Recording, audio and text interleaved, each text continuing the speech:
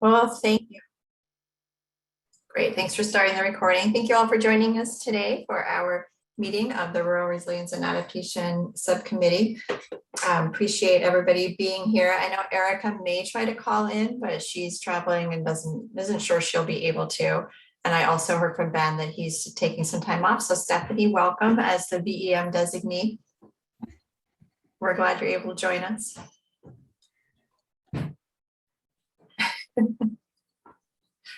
So for today, we'll go ahead and start our meeting. Let me pull up the agenda here. So for our agenda today, we have an update from the Climate Council meeting earlier in the week, a review of the high priority actions, discussion of the medium and low actions that are proposed to be elevated, a presentation on the guiding principles for the just transitions, and then a discussion of the actions that we'd like to run through the equity screen. Does anybody have any adjustments or additions to the agenda they'd like to suggest? Nope. All right, great. And does anybody have any changes that they would like to recommend to the minutes of our last meeting?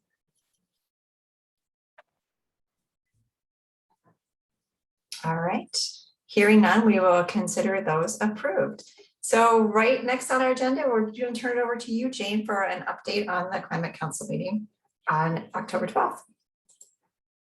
I had to pull up the agenda to actually remember what we did on Tuesday. Things are moving really fast now. Yeah. Afternoon, everyone. So the council, just for folks' reference, is meeting every week now. On Tuesdays, we went from monthly, thought we would go to bi-weekly, and went straight into meeting weekly. So on Tuesday of this week, we did a lot of substantive work, largely first and foremost around considering the decision-making process over the course of the next 6 weeks. I wanted to highlight that for you all because we put forward a process roadmap at the beginning of this endeavor about last January or February that highlighted the role of how consensus would work, both at the subcommittees and then up at the council. We felt like we needed more clarity around that as we got into sort of the hard work of bringing the work up from the subcommittees and assuming it into the climate action plan. And one of the clarifying points really that was, I think, fixed for the better was in the original process roadmap, it spoke to decision-making at the subcommittee level where consensus could not be reached, that councilor members of the subcommittees would be the ones to determine how work was lifted up. And now we've moved to all subcommittee members have an equal voice in that process. And if needed, a vote would occur across all subcommittee members. So that we were able to make the adjustments to the decision-making model that had been discussed previously with the council members pretty quickly on Tuesday, making the changes that the steering committee and other folks had suggested along the way. So I encourage folks to look at the document. I think it's a great one for reference over the course of the next few weeks as we barrel really fast towards December 1st at this point. In addition to that, we looked at the work and suggestions and actions coming out of the non-energy sector. So for folks not intimately aware of how cross-sector mitigation is organized, that subcommittee, which is focused on emission reduction strategies, is looking at the work in that space across 4 buckets: transportation, buildings and thermal, electricity, and then sort of lumping all the other components that comprise our inventory emissions protocol around non-energy, with the biggest of that being ag. And so we were able to hear from Commissioner Walk, around where the pathway strategies and actions are taking form in that space. We're able to shift into a conversation around the greenhouse gas inventory recommendations from science and data, and specifically actually tied into some future work needed in order to enhance the inventory, both in thinking about life cycle analysis, as well as how the inventory thinks about agriculture in it, because we know we can sort of do better with both of those components, and we'll be moving forward with an RFI for the life cycle analysis, and an action that speaks to the need for an RFP to further look at how we can make changes to the inventory to better account for agricultural practices that have a benefit on emissions reductions in Vermont. And then finally, and most exciting maybe, is that we reviewed our first 4 chapters of the Climate Action Plan. Those chapters were focused around in the introduction section of the CAP. It spoke to the foundational criteria that you all are using and finding challenges with in prioritization. It spoke to the GWSA requirements and measurable goals, spoke to building equity into the CAP, and finally it spoke to a chapter that spoke directly to the coordination between the Climate Action Plan and the Comprehensive Energy Plan.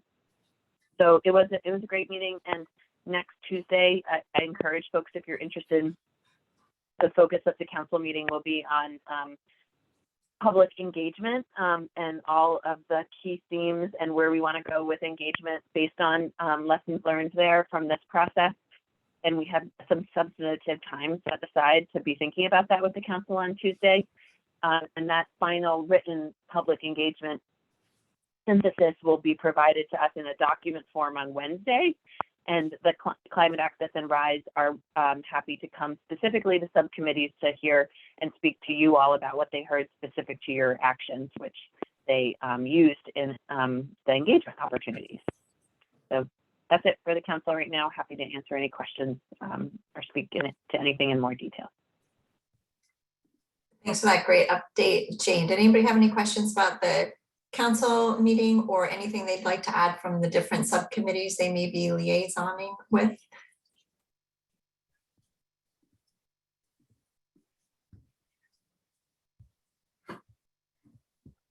All right. Well, thanks very much, Jane. Next, we're going to move on to a review of the high priority actions across pathways.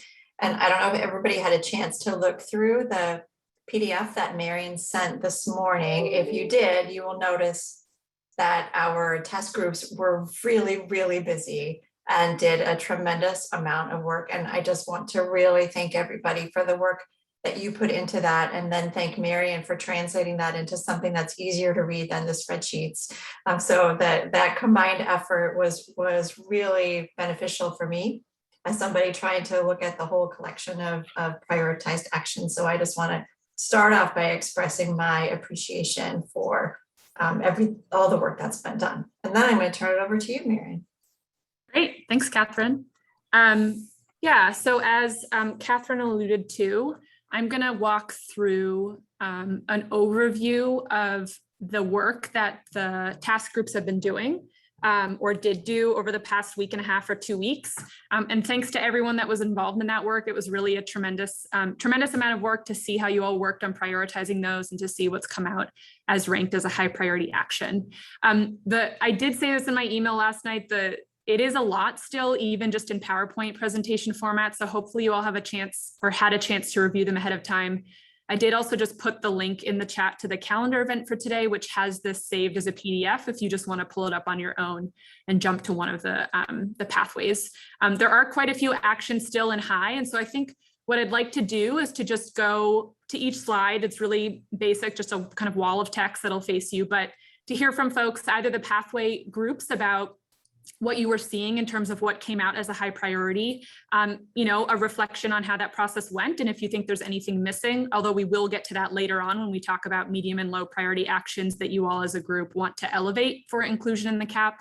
And then if you're reflecting on ones that you weren't involved in those conversations, if you have questions about specific actions you thought would rank out as high that didn't, or if you see wording changes or anything that you have questions on. So I think we'll go through this with the intent that as a group, we'll feel comfortable with what's come out as high, and then we'll dive in later into a conversation about what else that ranked out as medium or low that folks want to review. And I will say that the full spreadsheet with all the combined actions is saved online as well. I'm not going to show that unless we want to, just because it's tough reviewing an Excel document in a meeting. But the last tab of the spreadsheet has all the actions from all the pathways with your pathway tag, the action, and then what it came out as ranked at overall. And so you can filter that to see what came out as medium or low as well. I don't remember what I called the tab, but it's the last tab in the spreadsheet if you want to take a look at that. Okay. So as before we jump in, we'll just remind everybody what we hope to have at the end of this conversation is we hope to have our subcommittee be relatively comfortable with the actions that have been rated as high as being those that we're going to elevate in the climate action plan, be relatively comfortable with those that were ranked low and medium that we choose to elevate, and and leave the meeting with the actions identified that we're going to go through the equity and justice screening with next week. Right. Perfect. Thank you for that summary. And then just the one acknowledgement that next week we'll go through a couple of actions with Kaia with the equity screen, but the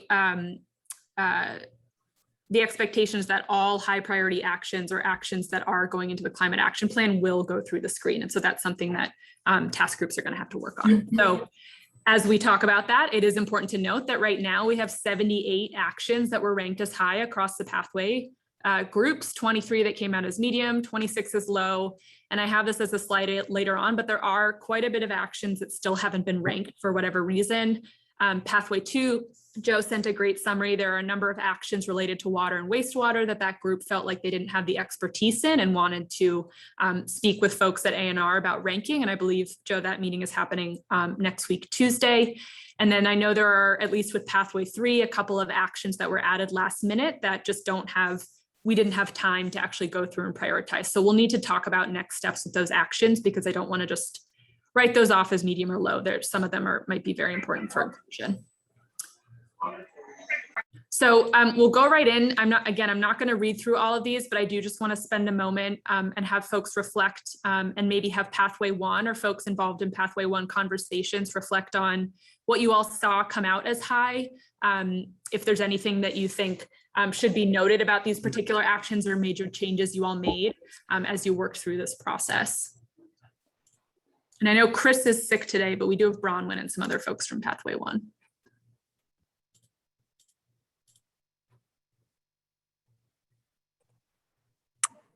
I don't think there's anything really important to call out. I think Pathway 1 sort of had a relatively low number of actions to begin with, which made it a little easier to prioritize. It doesn't sound like it's our objective today, but I do want to flag that just looking at things in this way now, you just start to see things differently. And so I'm seeing some actions in here where I'm thinking to myself, is that really a capacity building action? It sounds really similar to an action in Pathway 2. Maybe it needs to slide over because it fits in a different strategy better. I think it still needs to remain high. But maybe I'm just pointing out that from here and looking at it this new way, I still think there's some room to reorganize and condense. It's going to be a slog. Every time we look at it, we'll see something different. But I do hope there's opportunity to do some more of that.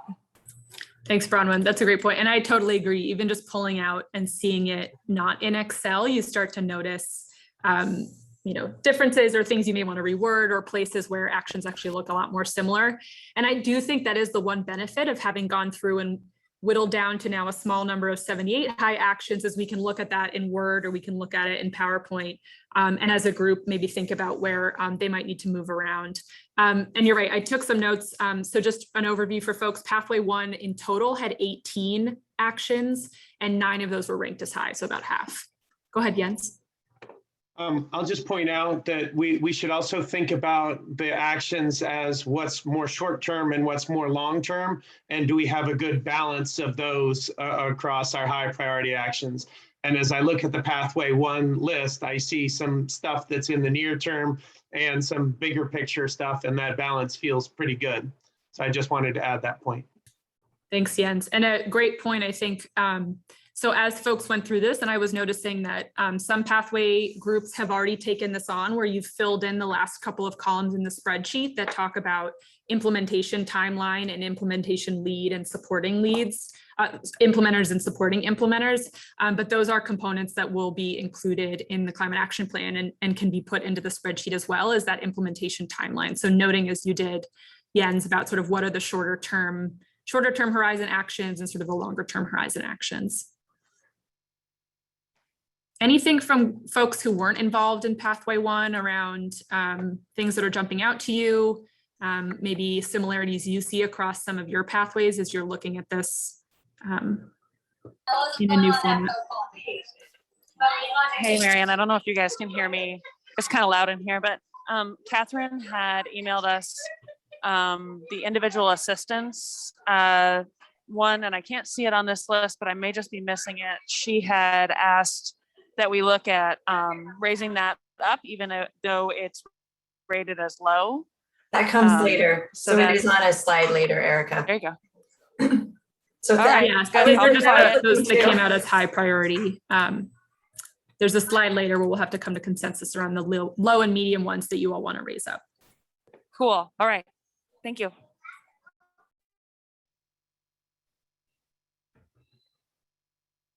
Okay, anything else from folks? If not, we'll move on. So pathway 2, and apologies, I don't have the pathway language up here. There's not quite enough space on the slide. This is generally the pathway around infrastructure. We have 2 pages of pathway actions, so we'll focus on the first one for now. There were 57 total actions in pathway 2, and 19 of them came out ranked as high. Any reflections from pathway 2, Joe or others, as you all worked through this process? Well, one thought I have is, like you said, we have 19 priorities identified as high priority, 19 actions as high priority, and there's probably going to be some more added because there's another 25 actions for water, wastewater, stormwater. Like you mentioned, that we'll prioritize next week. It just seems like a lot. And I don't know if that's okay or not with, what ends up in the, the front of the book, I guess, in the action plan. And if it is, that's fine. I mean, I think, I agree with Jens's comments. There's kind of a mix of short and long-term type initiatives. And I'd also add that I think, some of these are probably already underway to some extent. And I think that's a good thing. I think it's important to still include those sorts of things in the action plan, though, just to, continue to give them the support that they need to continue to move forward. And also just to recognize that there's stuff that's going on. And, we did that big inventory, spent a lot of time on it. And I think that sort of fed into this. And then just one quick comment I have, just like quickly looking through the pathway 1, and maybe it's true in the other pathways in addition to ours, but there's still a need for us to get a handle on understanding what sort of the threats are, there's like an evaluation need that's still out there, like what's really vulnerable and how do we rank that and all of that. And I saw that sort of mentioned in one of the pathway 1. It's true in transportation, even though we've done a lot, we still have more to do. And I know Anne can probably talk about, her concept to get a framework in place, I guess, to better understand what's happening on the utility side of the equation. And I don't know if anything really has been done on water, wastewater, in terms of understanding vulnerabilities. And because that's what's really important in order to figure out where you're going to put your resources. You need to kind of understand where the needs are before you can maybe make lots of investments. So, and I'm wondering if that's like a common theme across, everything. So those are my quick thoughts, but I don't know if Anne or Mike have anything to add.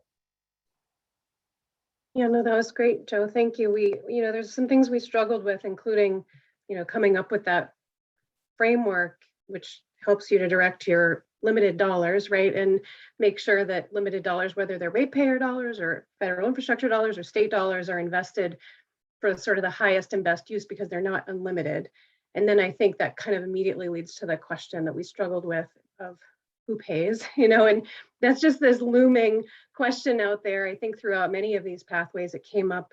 I'll probably pop on again for pathway 3. I got some comments from my colleagues on those around, well, where are the dollars going to come from for this? And that makes a difference in terms of how you prioritize them. So that was one question. So I one of the things we struggled with was, there was a couple actions that were moderate or medium priority, but we thought could be high priority for some stakeholders, which kind of they all related to sort of storage and solar deployment on individual homes. And I think there's this question around do we have some sort of framework where it's like highest resilience, most resilience per person per dollar spent, something like that, because you could spend a lot of money on, individual home batteries and get some homes, some people much more climate resilient, or you could make other investments that are sort of upstream of the individual homeowner, or that share costs and benefits between the individual homeowner and the utility and ratepayers. And that could get you a lot more bang for the resilience buck, so to speak. So those are some of the things we struggled with. We could get into it in more detail, but just so you know, that's kind of where we drew a line in some way. Go ahead, Bronwyn. I guess just seconding what both Joe and Ann just said. I also was noticing that there are some actions in each pathway, I think almost all of them, around the need to better understand vulnerabilities, whether it's better understanding vulnerabilities to key industries in Vermont, whether it's vulnerabilities to our public infrastructure, whether it's community scale vulnerabilities and their populations and the demographics in a particular community. So I do think there's a lot of that. I don't, I rolled around in my head this idea of, we need a separate pathway. I don't think that's good. I think we're good with pathways, but it may be something where we just need to maybe call it out someplace else, whether it's in the data and science or the sort of continuing work to say all of this needs to continue to be informed by better understandings of vulnerability at different scales and different geographies. And just seconding what Ann said as well, we also noticed in deciding on impact that there's challenges around individual actions and making individuals more resilient versus community-wide or larger scale actions. And we also into that mix is this idea of equity. And so if you throw equity into that mix, then it sort of reshifts the thinking. So just wanted to say that we also struggled with that a little bit.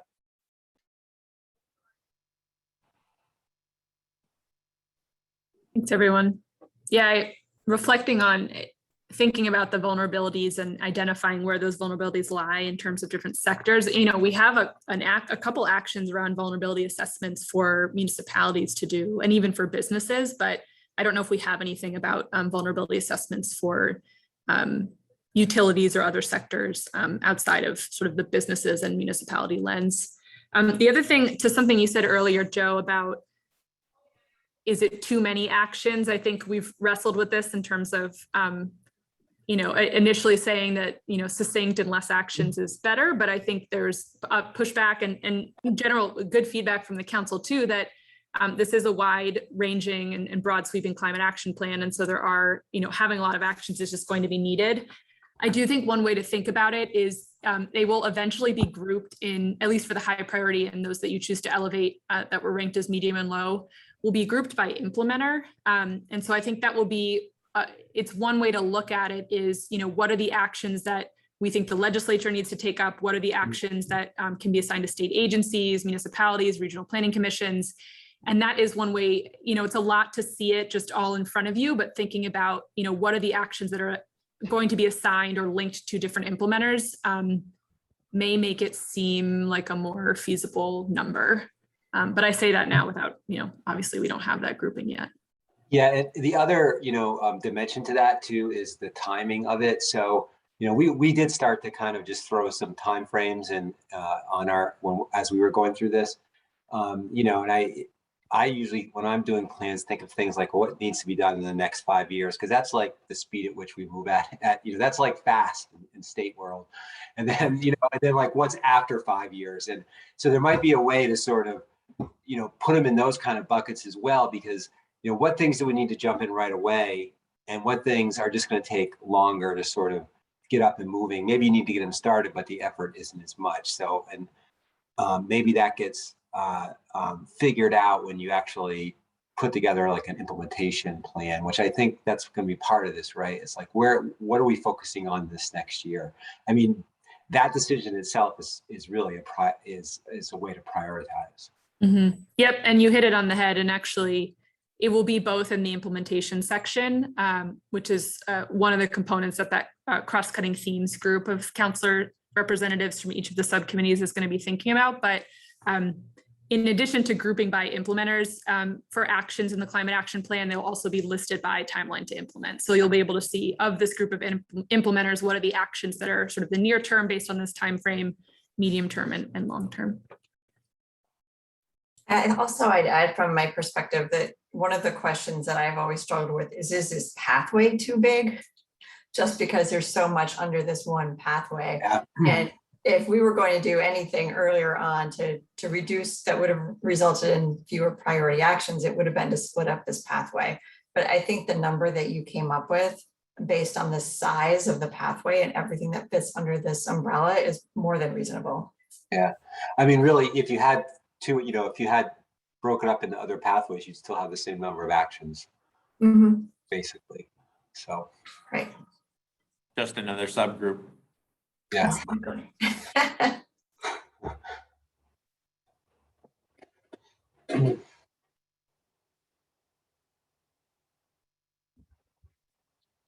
So I jumped to the next slide. These are the pathway 2 actions continued. And again, just to note that Joe's meeting with water and wastewater folks from A&R on Tuesday, so we may get some more actions in here. And I do think it was a good, Joe, I sent you, I think there were a couple actions that were sent over from Ag and Ecosystems, and it sounds like you all were able to take a stab at prioritizing some of those related to stormwater, I believe. I took a stab at it, but and actually there's some overlap on what those guys sent over to us and what water, wastewater, stormwater folks had put together on their list as well. So there might be a little bit of consolidation there, but I think everything they had on that list will get addressed, incorporated in some way. Great. I did have a question on this one, and maybe you could provide some background because I didn't look at the spreadsheet. How the 3-acre permit conversion ended up as a high priority. That one seemed, of all the things on the list, that one seemed kind of an outlier to me, just looking at the actions. Yeah, that was just me, Catherine. I'm not sure it's I'm not sure it's right. So we need to I need to have that group, the water group, take a look at that and see if they agree or don't agree.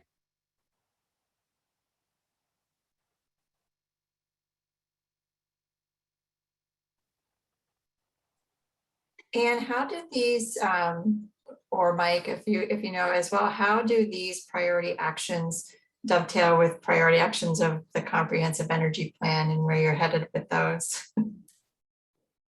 Well, we are in the furious midst of writing the draft comprehensive energy plan right now. So we have the opportunity of incorporating, pulling what we've done here, also some of the work in cross-sector mitigation and some of the pathway 3, pulling that into the comprehensive energy plan. The two plans have to be, the CAP and the CEP have to be consistent.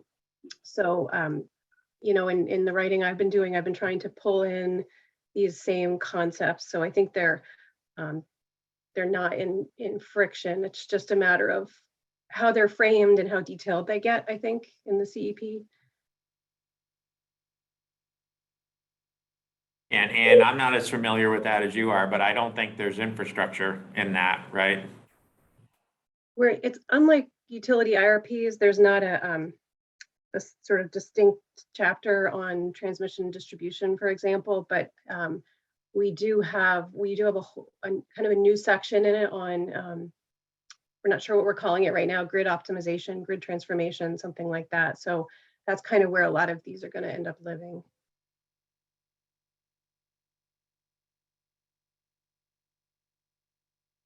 Any other thoughts on pathway 2? Right, so move on to pathway 3. So pathway 3 had 42 total actions and 16 of them came out as high. I will note there are a couple of other actions that we still need to rank. Anne or Dave or Chad, do you all want to reflect on this process? Yeah, I'll take a stab at it first. So I counted 17 high priority actions on the 2 slides we have here. I don't know if there's room for further consolidation, but I think we can possibly do some more work on that. For instance, the first 3 bullets, they all relate to having better data available and maybe even centralizing that in a single place.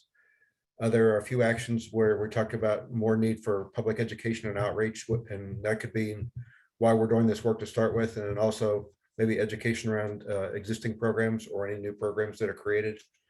There were quite a few items or actions related to funding, whether that's funding for existing programs, funding for new programs, extensions of rebate programs, or making programs available more statewide for things like rebates and what one utility might offer versus others.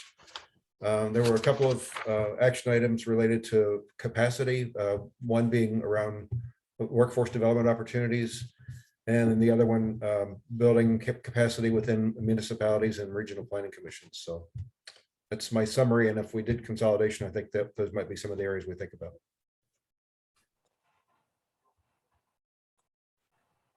Yeah, I don't have too, that was a great synopsis, Dave. Yeah, I don't have too much to add, just other than with this, constant concern around funding availability, and as a representative from the clean energy sector, the private sector, really just want to make sure that we're leveraging that private sector as much as possible and finding these zero upfront cost or third-party financed opportunities that will bring the capital to the market that is necessary to make the transition without having to always rely on grants and other public funding sources.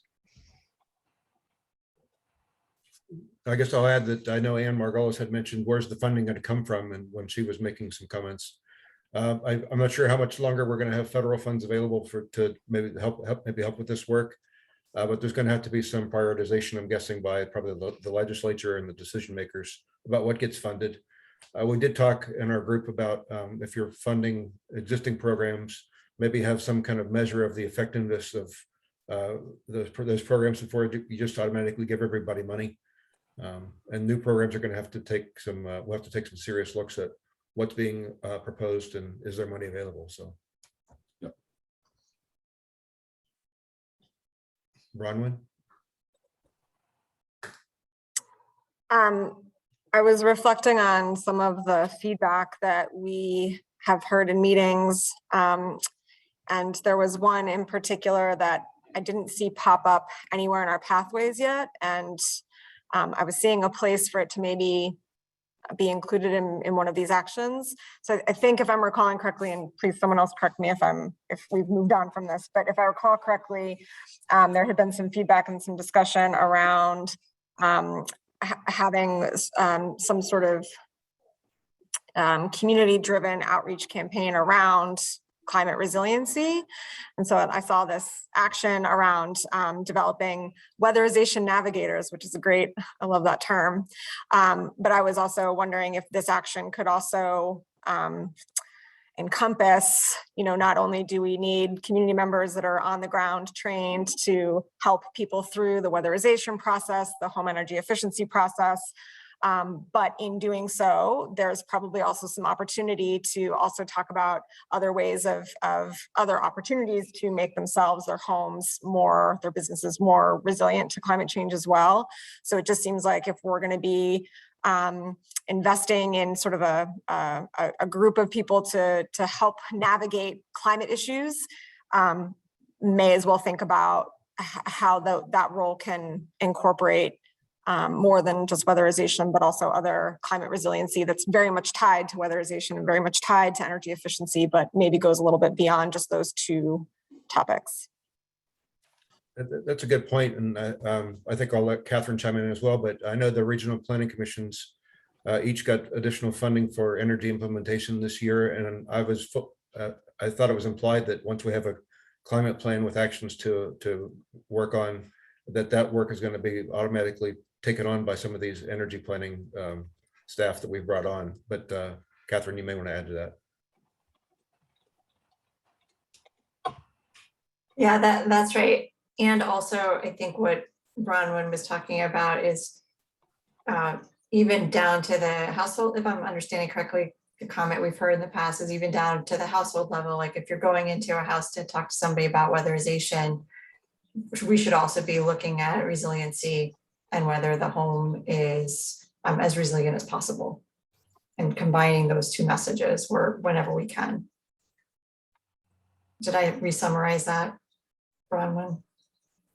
Yeah, I think so. And again, I was just trying to make sure that we're wrapping in feedback that we had heard before. And Yeah. some feedback about doing climate resiliency communication. And it just felt like this might be a good place to wrap that in so that it's represented. But Go ahead, Anne. Thanks. I sent these to my colleagues at the department who work on energy efficiency and building thermal matters, and they had some really specific feedback. And I don't know if this is the right place to give that feedback. I could send it along to the committee, all the nitty gritty of it, but the overall thrust of it, of the feedback was, there was a lot of feedback around the PACE program and whether that was the most effective financing tool. I think there's a general feeling amongst that group that PACE was a good experiment and kind of had its day in the sun, and then was maxed out. And there's a lot of other more effective kind of financing tools that could really use elevating through this process. And if PACE were to maintain its kind of place here as a high priority, that there should maybe be some revisiting of the fundamentals of that program design to try to make it actually more effective rather than just sort of having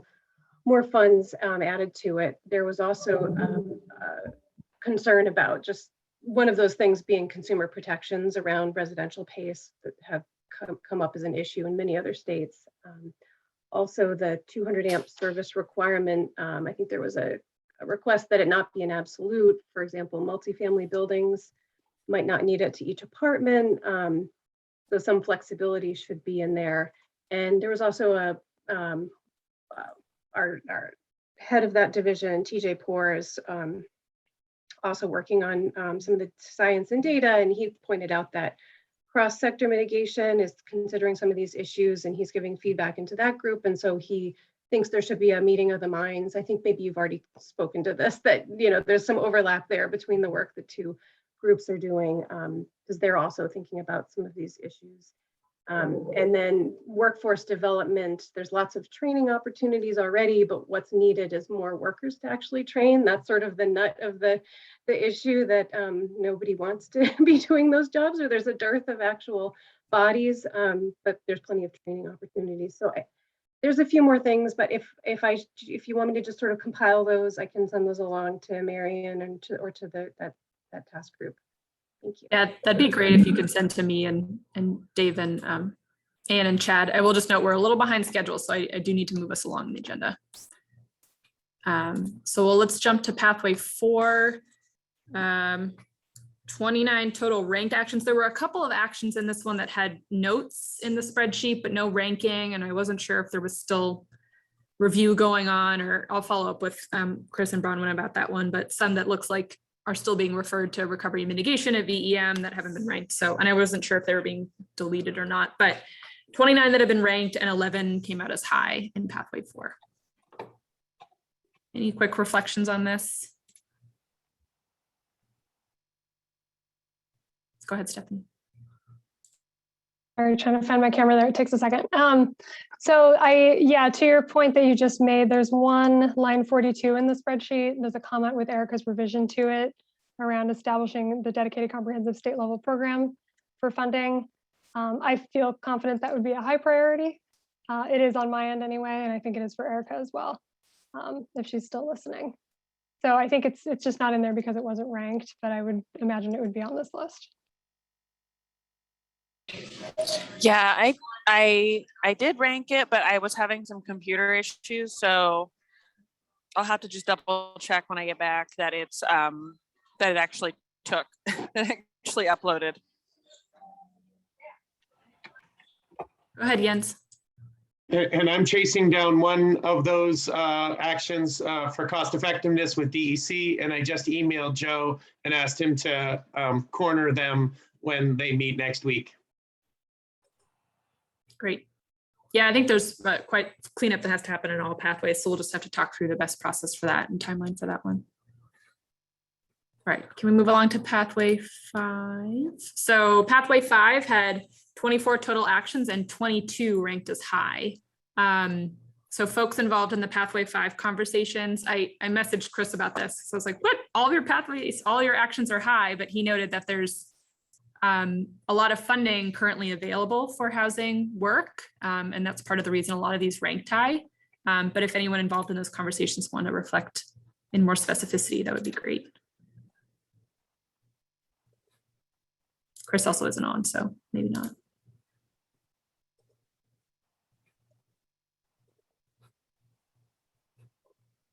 Okay, hearing no one. That was the comment from Chris. And I'll add that, so same as what Joe was mentioning. I think, you know, total number of actions is probably not the best metric. It's sort of, you know, what's the timeline? What's the budget? Is it already funded? And so, yes, this is one similar to Pathway 2, I think, where, yeah, there's a lot of actions, but if you look at them over a timeline, if you look at what's already budgeted, what's already ongoing, you know, that's probably more important than the total number.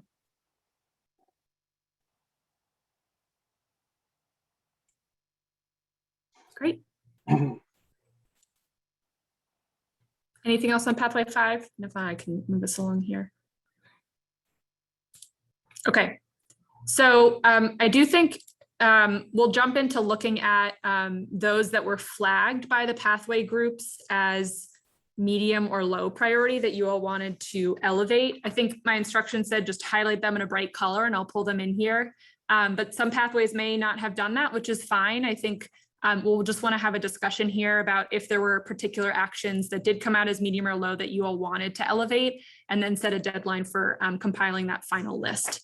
Because I have right now, oh, sorry, this is our needs, but we already talked about that a bit. We had 5 that were flagged, at least that I could tell from the spreadsheet, but you'll note that some pathways didn't flag any at all, which I don't think is for lack of wanting to elevate actions, but rather perhaps that was just missed in conversation. So let's take a moment to just talk about some of these and then think about if there are any that have been missed and how to collectively share these with the group, as we will want to come to consensus on whether we all agree that these should be elevated. In terms of the, following up from our conversation of last week, I remained concerned about the issue of equity and how it wasn't part of our first screening. And so I suggested elevating the one that's listed here in Pathway 1, because I approached it with this question: is there an action that should be elevated simply because of the benefits that it can have to create, to correct a current inequity, or to increase equity considerations, or improve the situation for communities or individuals that are most at risk under climate change? And so that's what I had in my mind when I was thinking about suggesting we elevate this one in Pathway 1. And I would just like to ask all of the pathway leads to look at your actions with that question in mind, if you haven't yet, as part of your work. And so I just wanted to add that, and I'll turn over to Bronwyn. Just another note on how things, why things were elevated. So for the Pathway 4, I think it was, right, so just Pathway 4, those ones are, I guess, what's the right term? They're like backup actions. There were other actions in our list that we think are really high priority. And these 3 are ones that, look, if we can't, if our top priority action doesn't happen, can't go through, then it all of a sudden makes these 3 more important. So just flagging that they're a bit different than, for example, what Catherine just mentioned, a different way of thinking about why we elevate something. So I'm not sure how to handle that in the plan, but just wanted to mention that. You can go ahead, Jane. I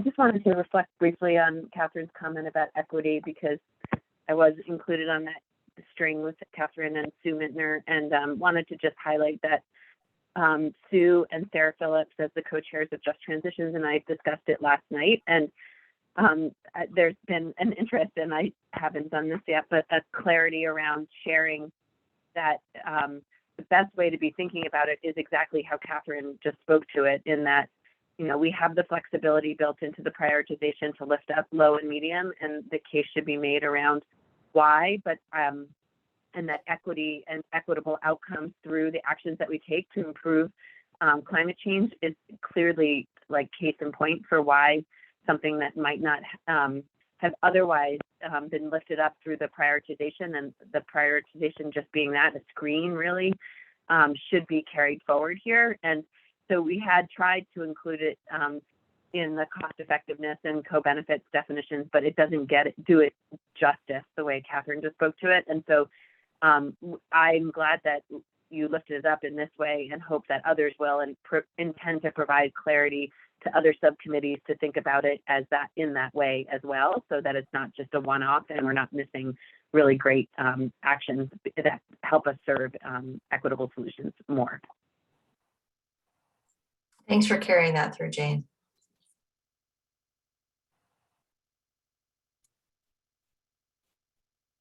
Anne or Dave or Chad, does anyone want to talk about pathway 3 action that you all flagged? Sure, I could take a stab at 3.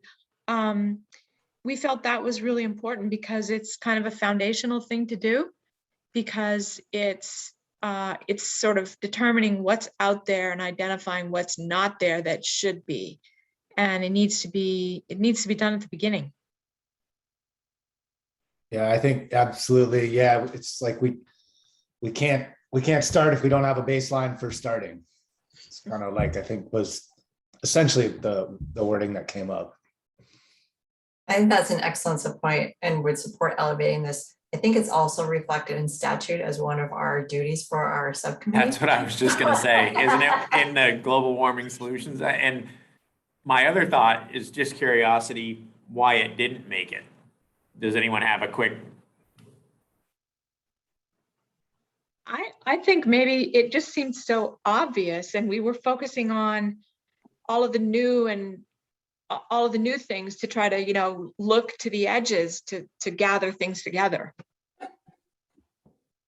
Maybe as I read it again now, it's finding best practices. It's not actually reducing, right? So that's probably why it didn't. Okay. Yeah, that's true too, Mike.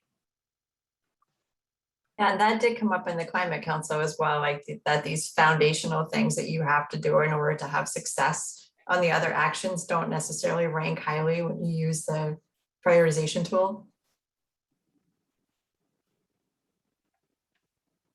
So we have, I want to keep us on track. We have about 5 minutes until I want to turn it over to Kaia to talk a bit about the equity screen. But I do just want to ask for pathway 2 or pathway 5, are there particular actions that you all discussed that you want to elevate that perhaps just I didn't see or didn't catch?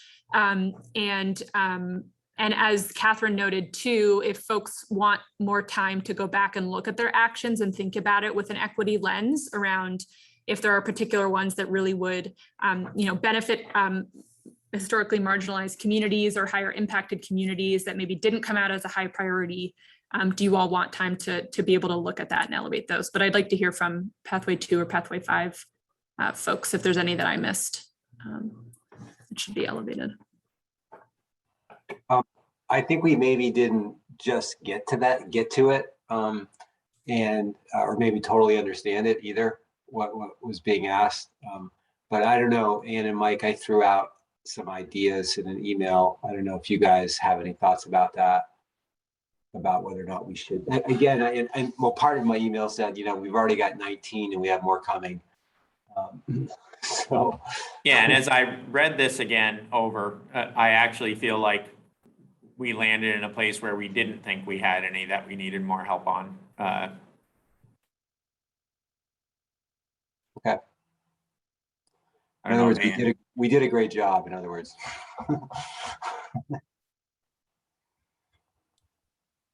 Right, and I think for pathway 5, most came out as high anyway, so that's likely the same conclusion. Yeah, that's one way to do it. Just Chris have did them all high, say, right? Yeah, Chris did a really good job, just in a different way. So have 98% there's of only them one we could elevate. come out as high, right?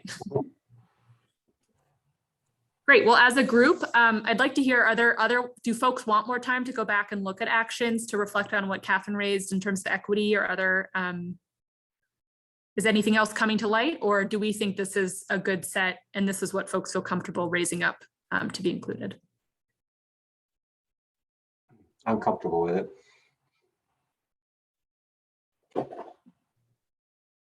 Understanding, of course, that I think there are still some actions that need to be prioritized, so there may need to be a look at those new ones that come through, but from the existing ones that have been prioritized.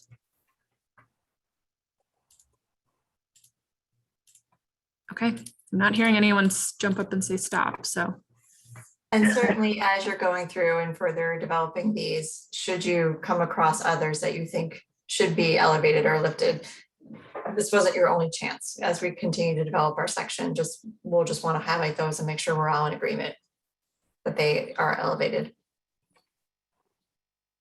Yep. Okay. All right, so we have one more slide, but we'll get to that after. So I want to turn it over to Kaia and Jen.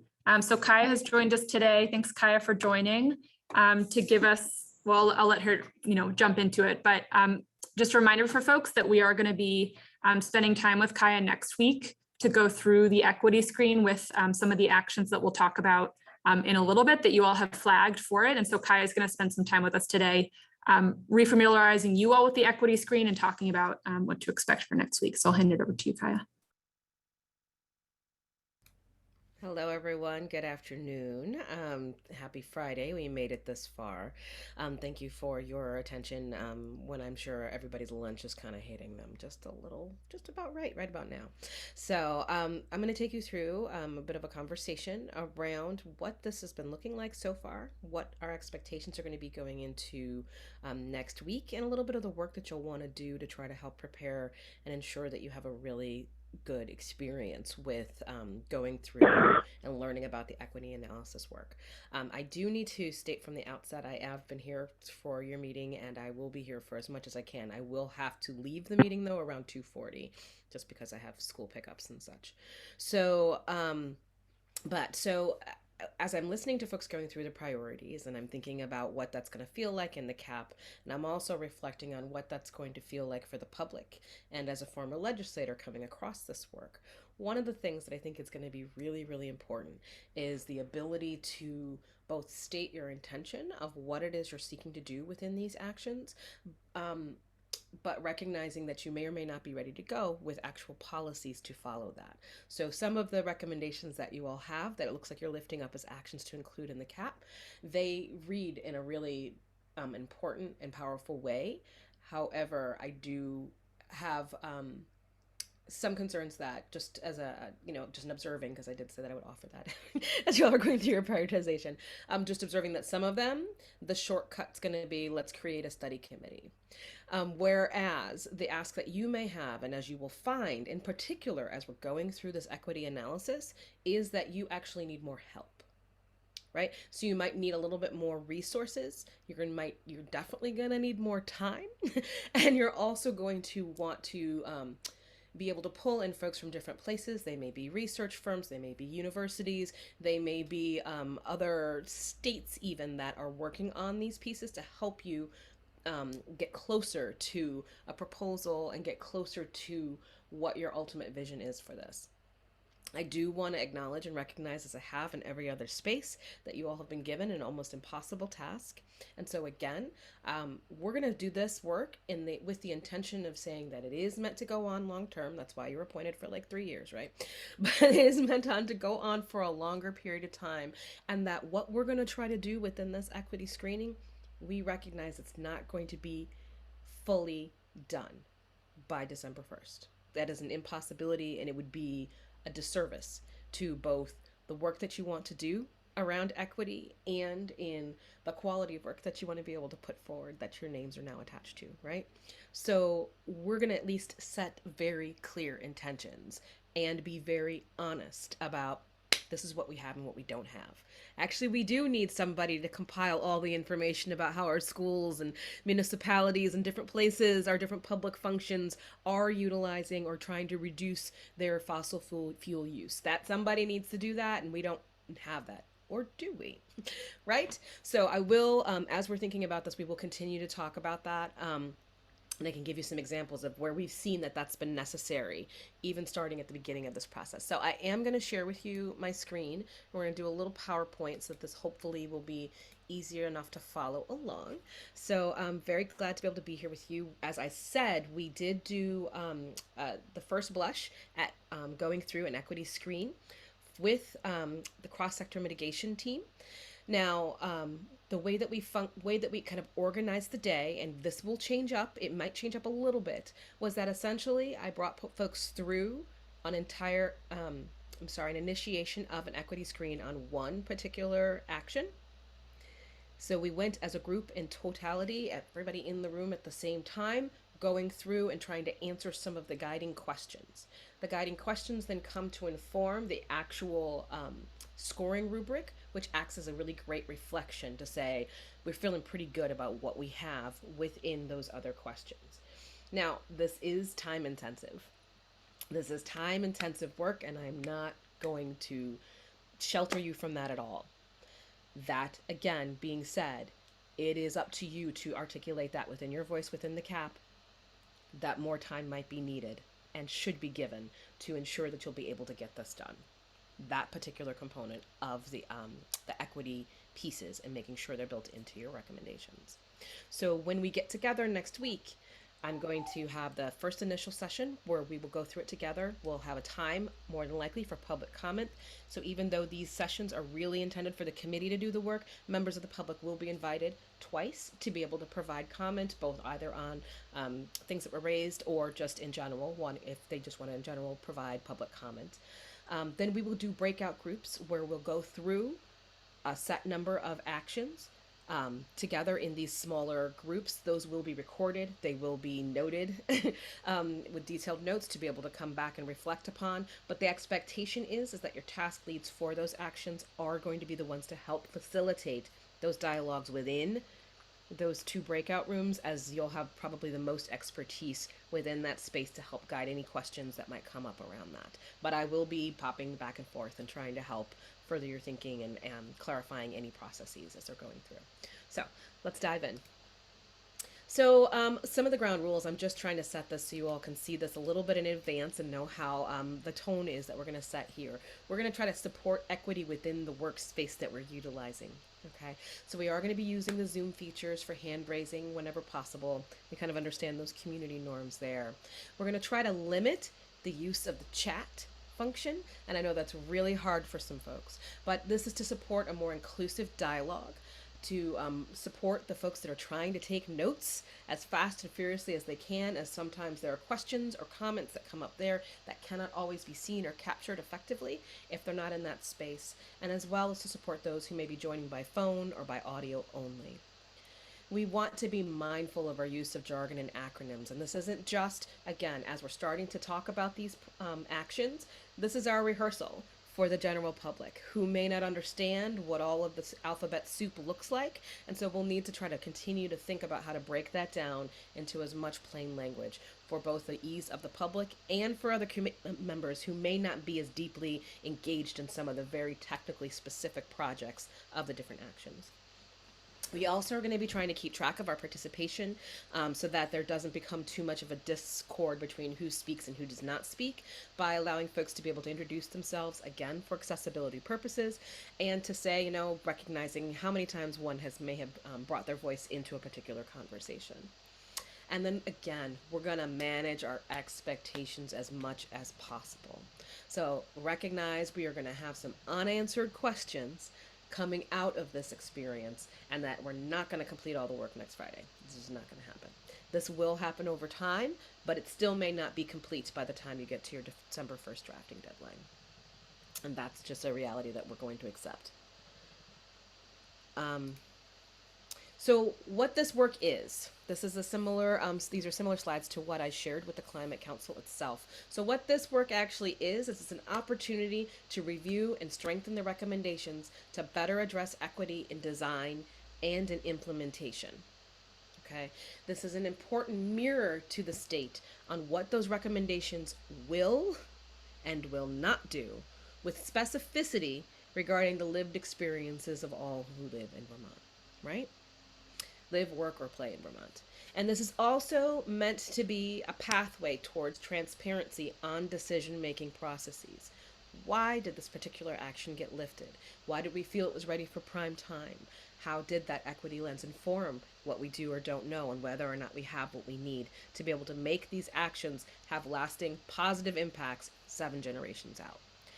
This is also an encouragement for deeper collaboration between state government and the private sector. As I said, and as you know, and you can feel it in your bones, you all cannot do all the things. And in order for this work to continue to be detailed and strategized around, it's going to require a continuance of an all hands on deck. And it may mean that you have to pull from places, as I've been joking in every other committee, you might need to put out a front porch forum type of call to say, does anybody have the information that we need with regards to this particular aspect of this project? And this is, again, meant to be a means for listening and reflecting on the public hopes, dreams, and demands regarding our climate crisis.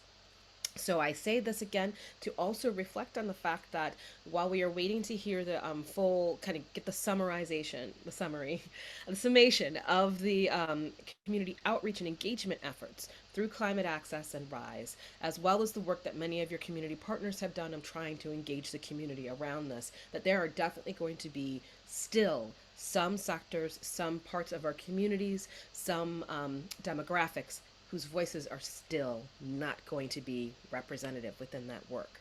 So as we lift this up, how do we show that accountability back to ensuring that those voices were somehow captured within this work? So what I do want to clarify, though, this work is not, it is not a partisan initiative. We are talking about a really important opportunity for us to try to leave no one and no living thing behind within this process. This includes all, right? This is not a panacea. It's not going to do all the things. It is not complete, and nor should it be. Nor should it be, because this will continually need to be dialogued around and to have an iterative relationship with. This is not siloed. Again, some of the actions that you all are talking about here, for example, within weatherization at scale, probably needs your great ideas so that they can fold them in. And also you can lift that burden from yourselves of having to come up with those deep answers, but getting deeper into the specificity around the tasks of this group. How do your actions specifically raise and identify the needs that are not currently being addressed through a general approach, but ones that are really needed and specific to those within rural communities? And we also are going to recognize that this work is not perfect. It is not perfect. So the way that we'll be using the guiding principles and the scoring rubric. So if you'll recall from looking through the document, the guiding principles were really to set the framework to better ensure that the recommendations are not just comprehensive in what they will do, but that they're inclusive in what they will do. And that these are some of the key questions that the public will want answered to support your recommendations. So as you may be already going 10 steps ahead and anticipating what the pushback might be, this is your opportunity to be prepared to answer, and again, with clarity and with transparency about what it will and won't do. So then that way you'll be able to have that conversation honestly with Vermonters, and they will feel engaged in this decision-making process about what will happen for their lived experiences. We're going to use the questions. There's the guiding questions within this tool that we're going to be utilizing to help us identify, again, where are we going to find needed information. Some of you may recall at the very beginning of this process, for example, we spoke to Dr. Bindu Pandekar, and there was this question raised, a concern, like how are we going to get census level race data to understand what that means for different communities of color or those who self-identify as persons of color. And here was a researcher that was the exact work that they did, but they were not in this community, nor were they part of the Climate Council. So we're going to have to cast some wide nets to think about that and see these questions will help us identify those places. And then it's also meant to, again, set your intentions for the state and the legislature in further development of your actions and in implementation of those actions of equity through your recommendations. This is your moment. So I'm just going to remind folks a little bit about what, and if you're putting comments again in the chat, as I'm running the slides, I can't see those comments. So I do apologize if you are asking me any questions or anything like that. I can't see them right now. But so We've already followed your instructions and no one is doing that. Thank you very kindly. I appreciate that. So, okay, so we're going to go back over some of these key terms. And this again comes from the Just Transitions document that was created by the Just Transitions Subcommittee. And so these are different forms of equity that you'll want to keep in mind. So we're going to be talking about distributive equity. So distributive equity, it starts by recognizing disparities in the allocation of resources, in health outcomes, and the inequities in living conditions, as well as lack of political power that place frontline or impacted communities at greater risk of harm, right? So the distributive equity strategies that we're going to try to employ, they're going to target resources, and in our case, towards adaptation and mitigation, affecting the communities and populations who are most impacted by this. Procedural equity is often referred to as equitable planning and implementation. So that equitable planning and implementation requires that communities have a meaningful opportunity to participate. And again, as we said, you all have had to start creating these actions without having the community input and engagement that you need so that you can make sure they're reflective within the proposals that come forth. Because the great idea that you might want, you might not have even heard yet. But this equitable planning and implementation asks us to go a little deeper in this way. And it also holds policymakers accountable in the sense that they're going to have to collaborate with the communities to learn their perspectives so that the solutions actually meet the community needs. That it is not a top-down strategy, but it is more of a horizontal and collaborative space. So that equitable planning is going to focus often on the local level, because it ensures that the local communities have the opportunity to provide that input on policies that directly affect them, and they don't feel discordant from the solutions that are being brought forth. So, contextual equity. Now, contextual equity ensures that mitigation and adaptation strategies take into account that low-income communities, Black communities, Indigenous communities, and others who identify as persons of color, people with disabilities, are poor and working poor, are elderly, those in rural communities, amongst others, are often more vulnerable to climate change, right? So contextual equity ensures that the development of these mitigation and adaptation strategies at statewide and local levels really takes these disparities into account. And then the corrective equity, that's what ensures that the mitigation and adaptation strategies are going to provide communities with clear processes to hold the state accountable to its commitments to pursue equity. So, just as a reminder again, how we are considering impacted and frontline communities.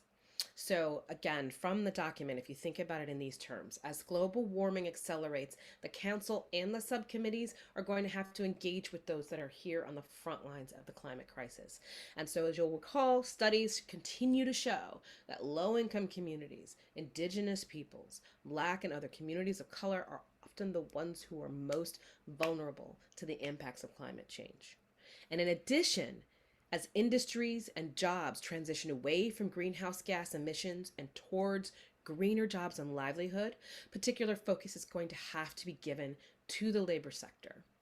And finally, some Vermonters may also be necessarily focused, especially in our pandemic times, on achieving immediate goals of food security, shelter, safety and health, which can impact their ability to focus on long-term adaptation to climate and economic changes. So as much as we are asking for everyone to engage in this work, we're going to want to be mindful of the valuation we place on a people's participation when sometimes their basic needs are taking precedence. And that is going to be the push and pull of this work. So you'll recall the word cloud as well that we used to discuss many of our different impacted communities. So how we'll use the guiding questions in the rubric. Okay, so our goal is to let the questions guide our thinking around the total impacts and potential as a critical function of building your recommendations, both the impacts and the potential, right? We're going to use the rubric then to help us refine and identify areas of strength and those that are challenged. And the rubric, as you'll recall, it allows for a score of 1 to 3 for each of the criteria. So the proposal, it meets the criteria to some degree if we're talking about on a number 1 or a lower scale. So it does meet the criteria to some degree, but it provides a limited explanation, or we recognize that there's significant opportunities to enhance this criteria in the proposal. Again, it could be because there's things that we don't know yet. And so that makes it difficult for us to assess whether or not this will actually address that criteria. Moderate means that it meets the criteria, that there are additional opportunities to enhance the criteria to better meet the goals of the guiding principles themselves. So it's there, but we can still do better. And high means that that particular proposal, it excels in meeting the criteria. And again, just because a particular action may rank higher or lower in certain areas does not necessarily mean that it is a yes or a no. That will be up to the discretion of this group, right? And ultimately of the Climate Council itself. However, you can use this as an opportunity to say, okay, we still see, again, where we are, what we are doing and what we are not doing through this proposal, and to be honest and transparent about that. Not that there's dishonesty, but just to have clarity around that.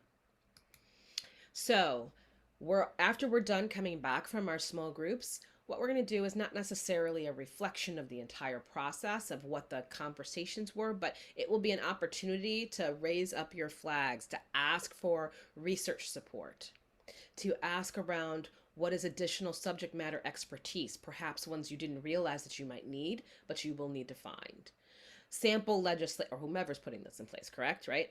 Sample legislation that might address some of the issues you're thinking about, and data analysis or specific indicators as well. So utilizing your science and data committee to try to help support figuring out how you'll get those indicators of the data that you might need to really make your recommendations as robust as you can with the time that we are given.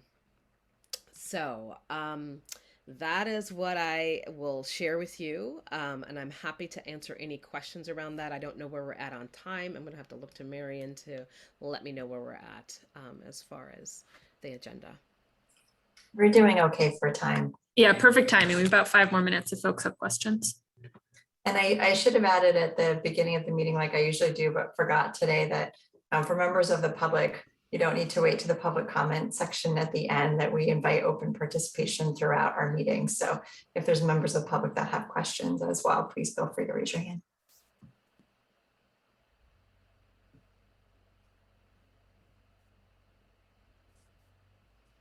Bronwyn? I really appreciate the time that we just took to go over this. I admit that I was, looking at our workload and starting to review the equity rubric and thinking about applying it to all 78 actions, although I'm not responsible for all of them, but still even, 20 actions, it's a really important work. I really want to do it well. And so I really appreciate the time we just took to calm my nerves on that. As I was reviewing it, I'm wondering if there is a value, if you have tried, and if there may be a value in seeing if the rubric can apply, or what it can tell us if we apply it at the strategy level. Not that I would want to take time from doing an action really well, but as this moves forward, I'm just wondering if maybe there's a value in doing this at the strategy level to inform a whole set of actions that we know are probably going to score really low because we just haven't done the work yet. I didn't unmute. Yes, no, I think that, if and where that would be appropriate to do so, there is the definite possibility. Again, I want to lift that weight of feeling like we're going to have, it's impossible for you all to go through all of the actions. That doesn't mean that this work shouldn't happen, but it's not going to happen by December 1st. So again, this is where I'm saying we're going to have to throw up the bat signal and go talk to our colleges and our universities and see what other community partners can help us in doing that analysis on a more detailed basis. Now, some of the actions, just as you mentioned though, Bronwyn, they're not complete yet. So they're more high level concepts than they are specific tasks. And again, so as the legislature will read them, will be like, okay, cool, thanks for the recommendation. I guess we'll make another task force or a study committee and get back to y'all in about a year or so about with our results, right? Versus if we're able to go through, and especially going through the equity screening, even on a perfunctory level, will help you to identify many things that you might be able to make intimations of further detailing you'll want to have. So, but I think for the purposes of what we're going to be doing, it will be probably most helpful for those things that you are going to lift as priorities within the CAP, so that we can try and say, I mean, which, yeah, I know it's super tough for you all because you have so many amazing ideas, but some of them belong in other committees, and some of them are cross-cutting, and some of them are concepts but are not yet fully fledged actions yet. And so they are needed to be noted, they are needed to be documented, but they're not necessarily ready to be lifted as actions that the legislature is going to take action on, if that makes sense. So that's a lot of what you all are nuancing all over the place.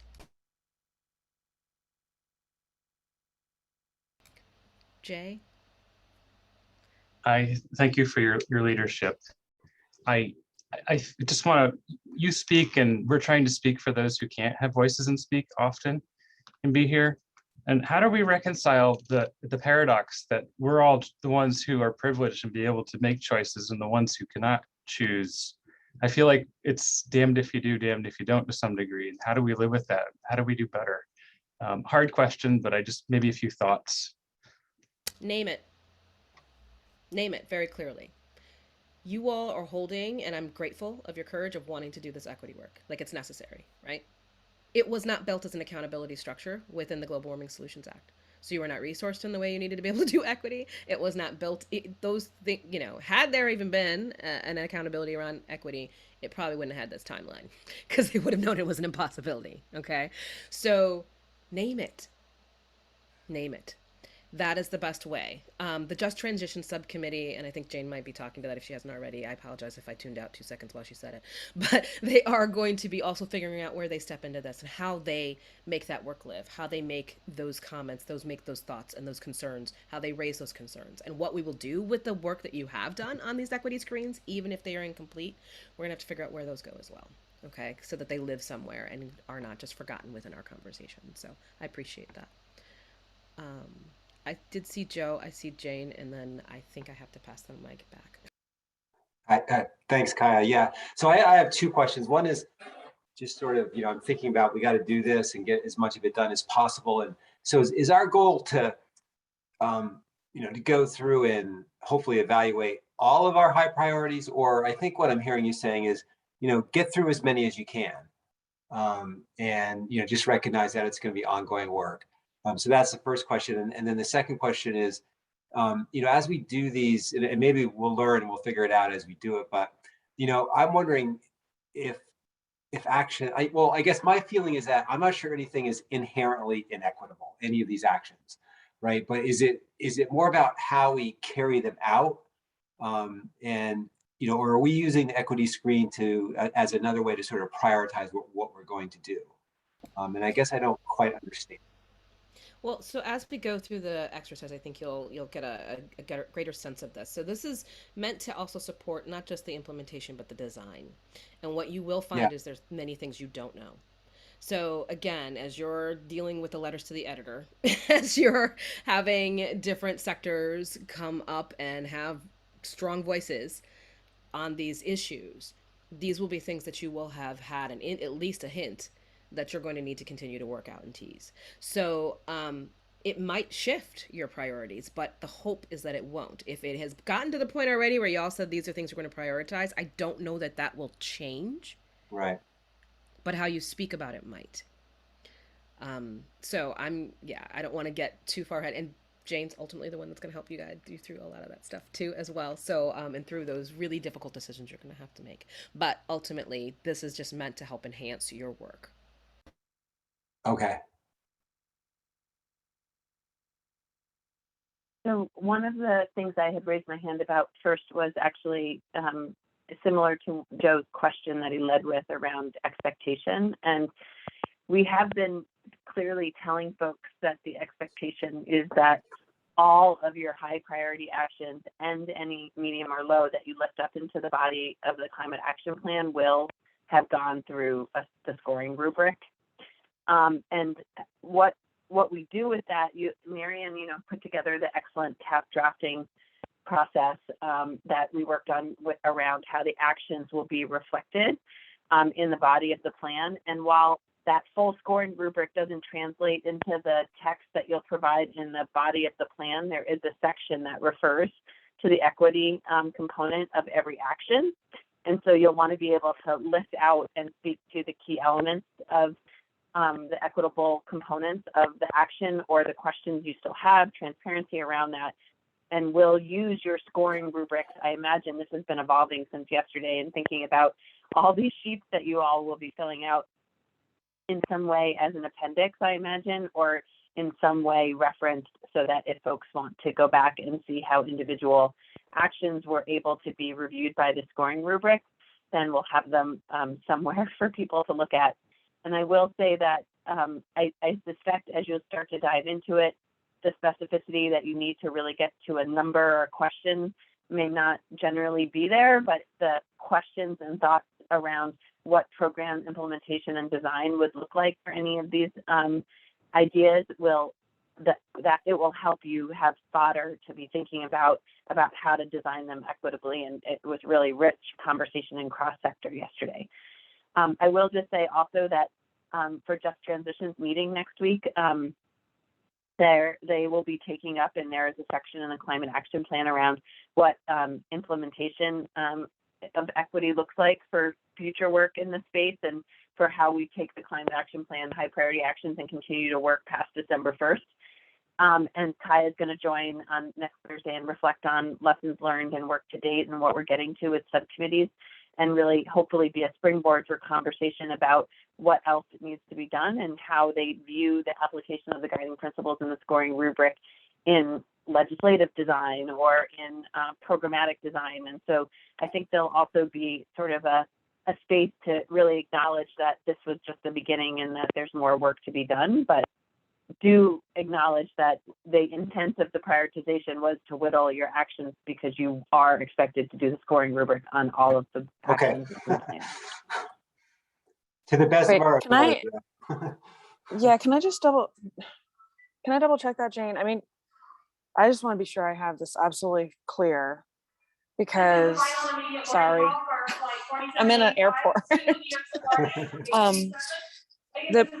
In our conversations up until like last week, we were talking about doing our high priority items, coming to agreement on those, and then choosing 5 high priority items that we needed to do an equity screening on. And what I'm hearing, maybe I'm hearing this wrong, is that we need to do an equity screening on all high priority items. And by when? Yes. So the way it's working in the other subcommittees is that 5 is intended to be a collective discussion in order to give you the training capacity to do it independent. Sorry, Anne. Yeah, Eric, do you mind unmute, and then Jane can repeat what she said. Sorry about that. Thanks. Thank you. So the 5 that you're listing up is the 5 that you'll do collectively as a subcommittee with Kaia's support. And then there is homework to be done on the individual actions using the scoring rubric between 2 meetings. So the 5 is So training. yes, all not 5, but all high priority actions is what we're talking about being reviewed with the scoring rubric. Bronwyn? I feel less good now about the conversation that we just had. That was helpful clarification. So now I will voice my concern that, I mean, there's 78 actions. That is, if you want to do that rubric well and have it mean something, and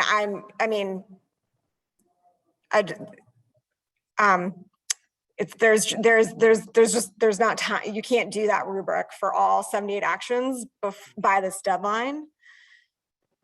And do it well, right? Like really give it meaning, as opposed to just like do it in 15 minutes and it's not going to mean anything. And so, which is why I had been thinking like doing it at the strategy level, at least, like, and I don't know, now I'm just very concerned about getting this done and getting it done in a meaningful way.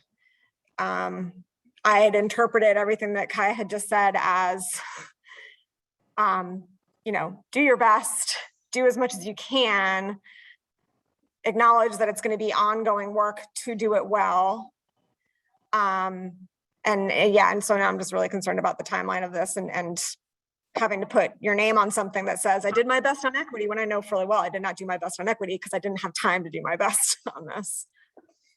If I may just really I think that briefly- Kaia, we should, oh, you go ahead, Kaia.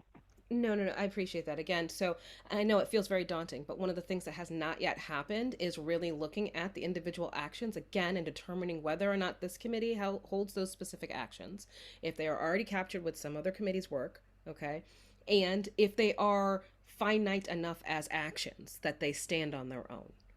Many of them are meant in combination with others. Many of them are more just like, you know, it's just an identification, but not an actual completed thought, you know, as far as like, this is where we need to go with it.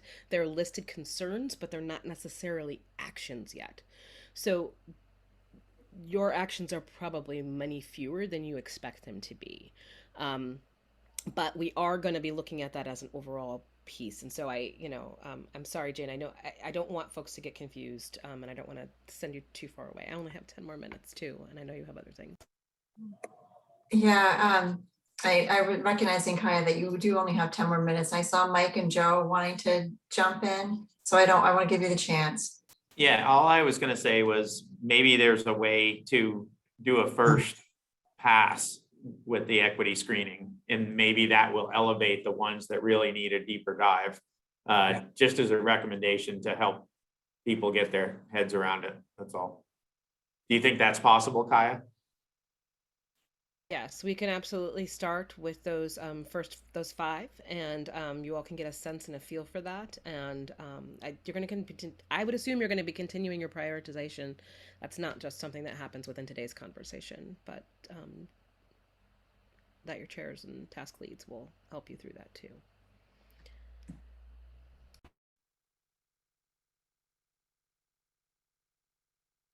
Joe, did you want to jump in? No, I didn't have any other comments. Thanks. Okay.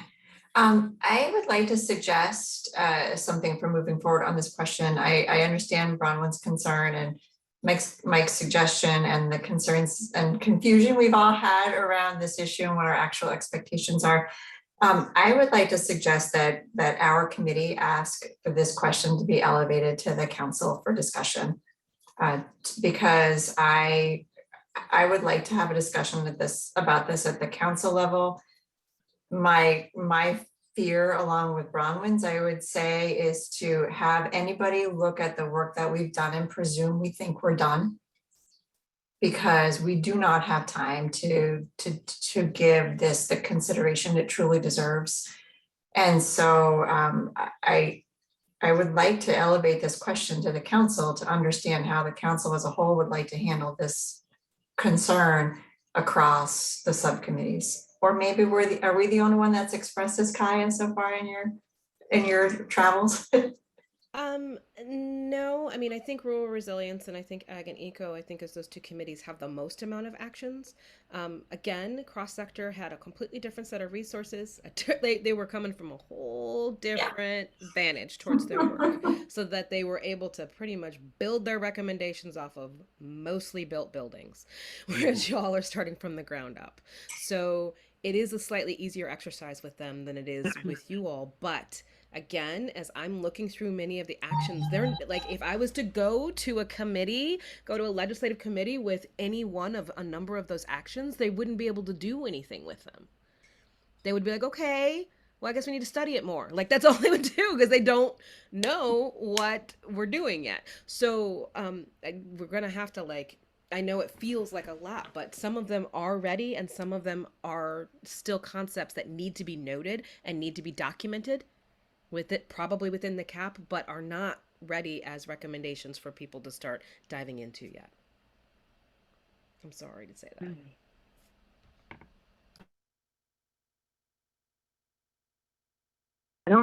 just so you know, I don't feel like I have any magic answer right now. I hear all of your concerns, and Marion and I have been actually joking back and forth that each subcommittee sort of hitting their wall at the same time on the workload and next steps. And we're thinking a lot about how to deal with it, and but don't have any great suggestion yet, knowing that we have, less than 6 weeks essentially till the plan is due, and the challenges that are associated with that. So I'll just say that the stepwise approach with prioritization was intended to really lift up and hopefully get us to a consolidated suite of actions that felt manageable. It didn't work that way. And now we're dealing with that recourse right now. And so I think, Kaia, your suggestion, Catherine, will be really important to elevate to the council. I think that is a really, I can just say I appreciate that as a strategy in one way. I also just recognize that at this point, I'm not quite sure how we deal with the timeline that we have in front of us and the suite of work. Just that, to cross sectors, I know that they were building a different package, but they just were dealing in a very narrow realm, and there's only so many things that get you emissions reductions. It's not like it's the breadth of their work is also just narrower in scope. But I think, Kaia, I think the idea of thinking about strategies, and I worry just because the lack of specificity that is there with actions is going to be even less there at a strategy level. So I think it elevates and raises good questions, but it doesn't get us to using the scoring rubric the way it was intended. And those are the conversations I was having with Sue and Sarah last night about building a process before we knew what we were going to get to with the subcommittees. And that tool expects some level of specificity, and it's just a hard conversation to have now without that. But I think we can certainly appreciate that it would be very hard to meaningfully rank 78 actions, and we can seek to provide better guidance on a different way to do it while also exploring the conversation with the council. Hey, Catherine, I support going to the council and talking about this. And I think if we can, as a desired outcome, if we can come to a little consensus with them about, realistic expectations. I just, like Kaia said, some of these we're not going to be able to adequately score on a rubric because they are not detailed enough. So they don't have enough detail to stand on their own for us to be able to actually assess against the rubric. So maybe some of this is about managing some of those expectations, because we can't try to score this stuff, and then it would really undermine our work, going as the plan is finalized, and when we have to go to the legislature to try and work with them to, move some of these initiatives forward. Having equity screening that is incomplete or sorry, it's loud in here. If it's incomplete, it'll just undermine our work, and we don't want to do that because people have worked too hard, and we don't want to send the wrong message. And also the, inadequate attention to this will just perpetuate further harm against the very people and communities we're trying to ensure aren't harmed by our work. And so I just think we're in a lose-lose situation, and taking Kaia's earlier advice to Jay of naming it, I think it's really important that we name that and we discuss that and we're upfront about that. Have any of the pathways gone through the 5 yet? Have any of the subcommittees gone? You mean subcommittees, Mike? Weren't each one of the pathways in this group going to go through 5, kind of like a training, and then go off on our own to do the rest? Next week. Next week. So that's my point. We don't really know yet, right? How big of a workload that is. I just think that'll be helpful once we do that. I think if you just look at the rubric, sorry. The 5 that were on the PowerPoint today, even if you just look at the document, just take a look at it and think about it and start to process through it, and it'll help you in your thinking and preparation for next week. Because you, even without us sitting in a room and going through each question, you could look at it briefly and be like, okay, this is where I might place different points of information, different resources, to help me answer these questions. So that can start today, and I recommend it if you can. If you can. Focus on the 5. Don't focus on the 73. Focus on the 5 on that slide from Marion. Well, so that's where it may be helpful to pull that slide up, because I don't have 5. I don't have one from every subcommittee. I think I have 2 from 2 subcommittees because they weren't flagged for me. So that's what we need to talk about today, is whether we feel like there's 4 right now on the slide that you all want to do next. Are these the ones you want to do next week? Are there other ones from other pathways? So let me pull that up. Because again, I asked folks to flag it for me, but I think we didn't get there. Before you do that, I'm just curious. So if another subcommittee has gone through this already, and if their results are available, that might be interesting to see as well, if that's easily shareable. Cross sector went through it yesterday. So that is the first subcommittee to do it. They went through one as a full group and then broke out into 2 breakout rooms to do 2 each. And walked through the narrative part of the rubric primarily. Those notes are being compiled, I think, by Jen. So they haven't been posted or shared yet, but will be. They will be. Mm-hmm. Thank you. So on the slide now is what was flagged from Pathway 2 and Pathway 3. I didn't see anything from Pathway 1, 4, or 5, but you all I think I just asked you all to bring them to this meeting verbally. So if there are ones we have to add, maybe we should just do 1 from each pathway. We should talk these through to think about what we want to do next week. So 1, 4, and 5 was between Chris and I, and we did not flag an action because I wanted to propose this idea of doing this at the strategy level, although it seems clear that that's not going to be something we want to test out or that will be useful. So we'll pull from 1, 4, and 5, one action from each pathway that we would want to work through.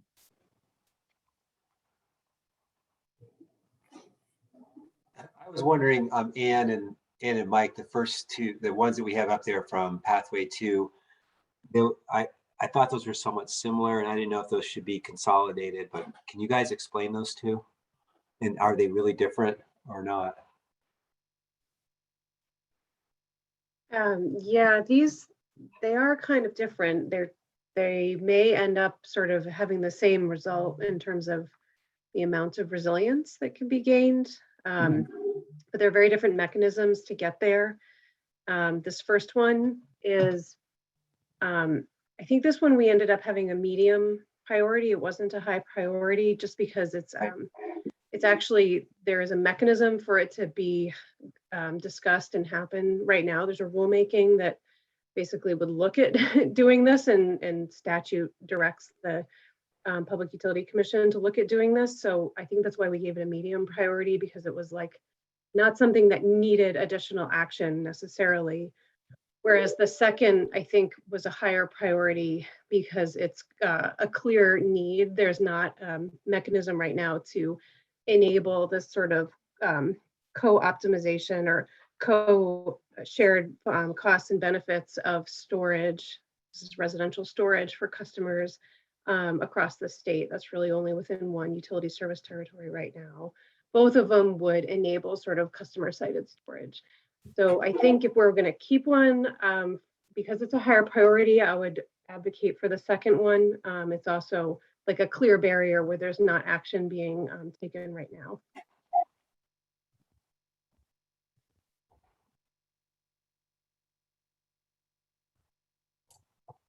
What about for Pathway 3? These were 2 that we talked about. I think, Anne, you had in an email flagging the one about best practices, but I wasn't sure if that was in regards to raising that up or using that for the equity screen. I also think, in having watched cross sector go through it yesterday, I don't think that one has enough detail to be able to actually walk through the equity screen, the one about developing best practices.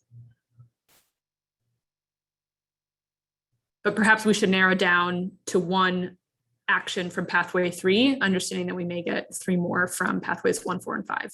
That would seem fair to narrow it down, Marion. I mean, I think when we were picking these, we were trying to figure out ones that focus on everybody, because that's what you need to do for the equity screen. I mean, we had actions that are directed at customers of the weatherization who are income eligible for the weatherization assistance programs. I mean, is that may be, you know, sort of like the same language as an equity lens. So I think that's why we picked a couple of concepts that were meant to address everyone, to see how they would rank in the equity screen.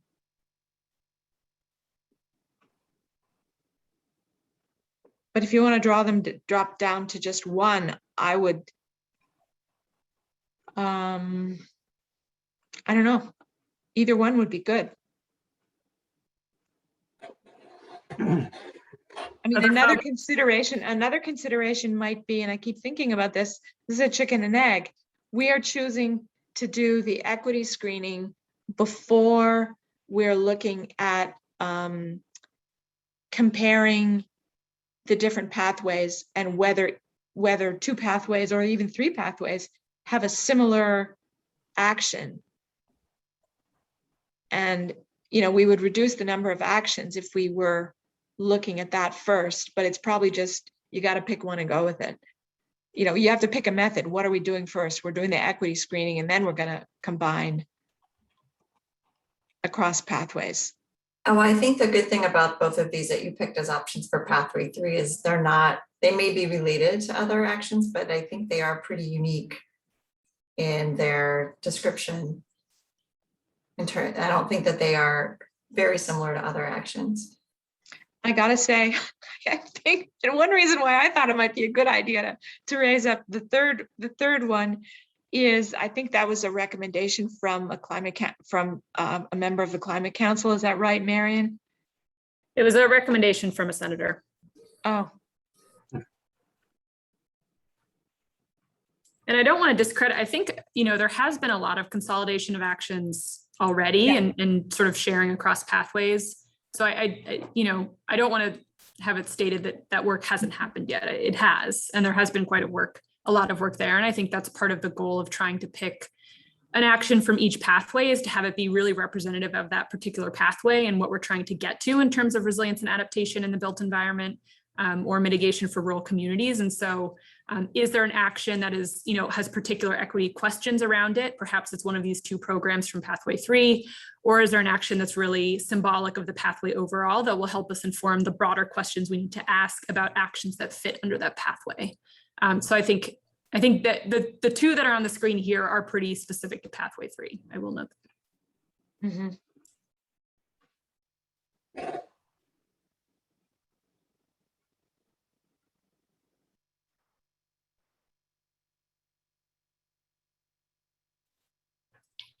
And well, that pathway doesn't have any preference. I'll throw out an idea that we see what comes from pathways 1, 4, and 5, and that both these are different in that one focuses on the individual and one focuses on municipal government.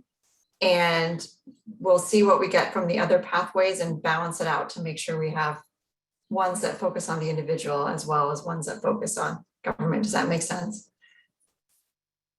Because I think, I'm not sure that we have, I mean, the other from pathway 2 and probably the ones that will come from the other pathways won't really focus on the individual like the weatherization navigators do. So that may be a better one to choose just because of that, but I think they're both good options. I think my preference, if we had to choose one, would be the first one, because it just seems to me that going through the equity screening would maybe reveal something we hadn't really thought of, more so than the second one. That's just my thought. I agree, Dave. I do just want to flag too, I think this was the action that Bronwyn noted could be expanded to talk about efforts to have folks that could speak to other resiliency upgrades for homes and homeowners and individuals, not just focused on weatherization. So we may want to think about broadening the language just a bit before we take it on next week. Great. Is there any other thoughts? Everybody all on board with choosing that one as one of the ones to elevate for next week in our training? Great.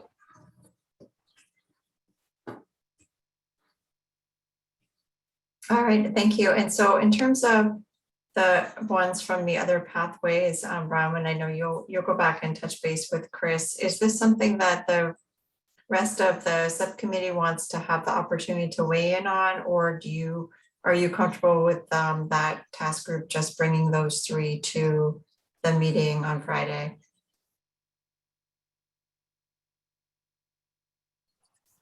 I'm comfortable with it.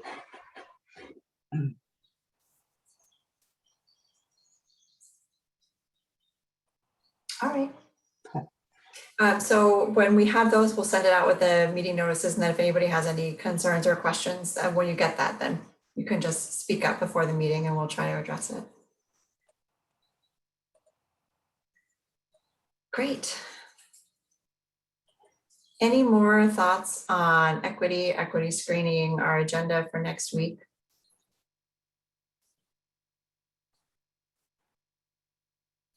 I have a question, and Kaia's not here anymore.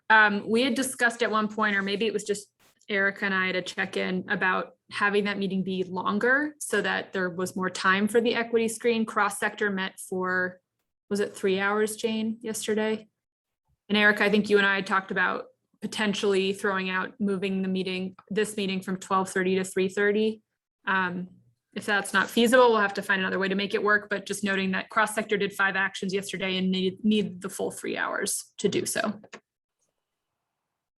And Jen, you're still here, so if there's anything you wanted to add. You're on mute, Jen. She's lost audio. There we go. Sorry about that. Okay, so that was our understanding. I wasn't sure if the meeting was going to be extended from 1 to 4 or if it was 12:30 to 3:30. But I also think that Kai was planning on being there the entire time.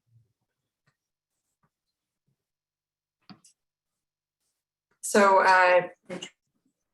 can you give me a thumbs up if you prefer 12:30 to 3:30?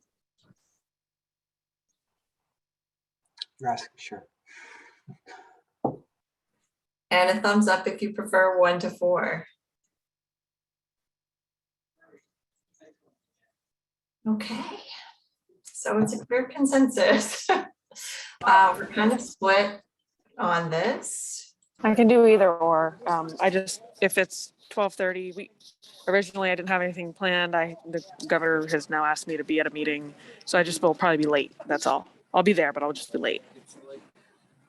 And Mike and Jay, you're also preferring the 1 o'clock. If we did 12:30, are you able to join a little bit later? Does that work for you? Or do we need to shift to 1 to 4? I can make it 12:30. Yep, me too. Okay. Catherine, I apologize to interrupt, but I'm looking at Kaia's calendar and she has here unavailable 12 to 12:50. So I don't know. I know that she'll probably do I'm thinking she's going to want to dive in right away. And since she's dropped off, there's no explanation of exactly why she's blocked off that time. But if maybe 1 to 4-ish works, but then she did talk about having to do school pickup. So, do you want me to see if I can text her? Then, because I don't want to cause more confusion to you trying to arrange a time.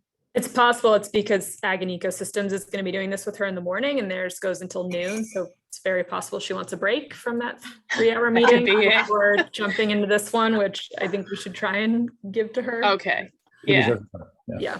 That could be very well be why. One option, Catherine, this is Pat, is you, I mean, this group, there's a little bit of preliminaries you may have to do anyway. You might want to just check up on the final, like elevating things, whatever. So, if Kaia can't join until 1:45, there's a few preliminaries you could get done from 12:30 to 12:45 too, if you wanted, or you could start at 12:45. And it also depends upon what she needs and you as well, Jen, in terms of whether the 3 hours. Whether you So need the 3 hours, so. So I think yesterday probably spoke to that we probably do need the full time because we kind of seemed like it went very quickly. But yeah, I'm thinking exactly what Marion said, that probably it's just that she needs a break between the morning session. So if maybe 12:45, if you're just gonna review a couple things, then she could probably dive in, but before like 12:50, 1-ish. Because I'm thinking you might need a couple of minutes for the committee before she starts. Okay. All right, so 12:45. Okay. Great. And we'll communicate via email right away if anything changes about that. Okay, and I'll also let Kaia know, and that would go to then, would it go to 3? When's it gonna go to 3:45? Okay. Got it. All right, thank you. Thanks. All right, so any other next steps we should have a heads up about, Marion? No, I Just can't. that I will be out, so if you have Right. questions, talk to your co-chairs. Marion will be having a wonderful vacation. Enjoy. Thank you. You could join virtually from wherever you are. But I wouldn't recommend it. I hope you have a great week off. So Well deserved. What was that? Well deserved for keeping us all, yeah. All right, so now we have public comment. Is there anybody from the public that would like to make a comment to the committee or have any questions for us?